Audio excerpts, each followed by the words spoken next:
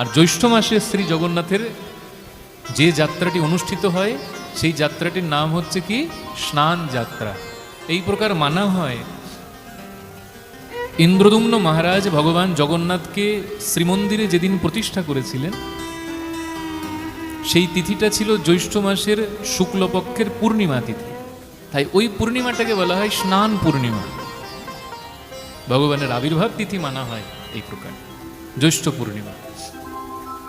আচ্ছা, আমি আপনাদেরকে বলেছিলাম না, প্রতিদিন যে ভক্ত জগন্নাথের মহাপ্রসাদ পাবে তাকে কখনো মাতৃগর্ভে আসতে হবে না।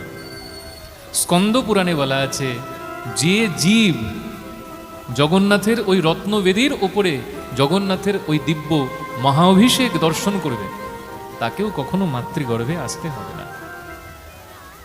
আর রথের ওপর যে ভগবান জগন্নাথকে দর্শন করবে তাকেও কখনো পুনর্জন্ম নিতে হবে না, শাস্ত্রে এই প্রকার বলা আছে।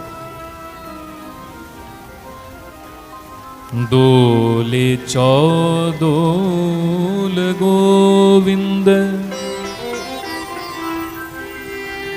চাপে চ মধুসূদন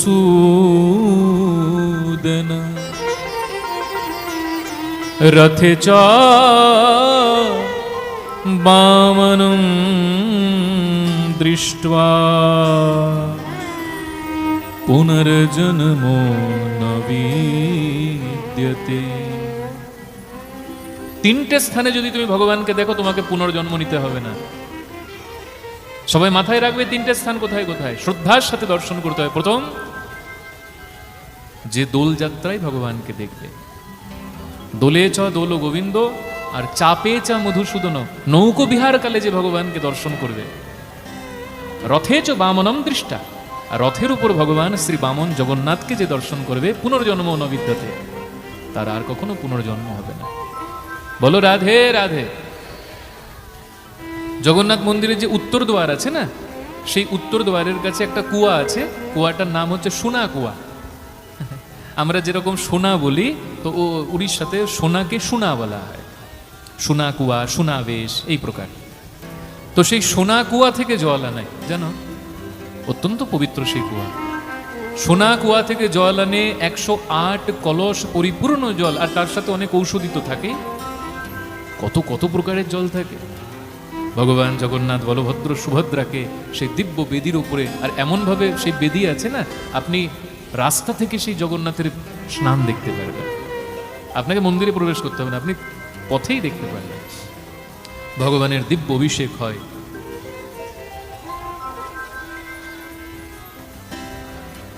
আর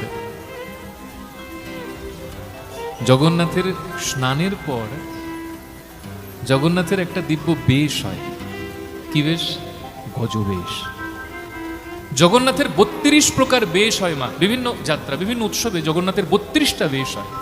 পদ্মবেশ, গজবেশ, রাজাধিরাজ বেশ, রাজবেশ, চাচরে বেশ, অনেক অনেক বেশ, 32টা বেশ হয়। আমার কাছে লেখা আছে সেই বেশগুলির নাম। আমি একে একে বলবো কোন সময় কোন বেশ হয়, এটা বললে আপনারা সহজে বুঝতে পারবেন। কি বেশ হয়? গজবেশ, মানে জগন্নাথ এবং বলভদ্রকে গজরূপে শৃঙ্গার করা হয়। জগন্নাথকে কৃষ্ণবর্ণের গজ আর বলদেবকে শ্বেত বর্ণের গজ বানানো হয়। নিগম কল্পতরুর গলিতম ফলম সুখমুখাদয় অমৃত দ্রব সংযুতম পিবত ভাগবতম রসমালয়ম মুহুরুহু রসিকা ভুবি ভাবুকা।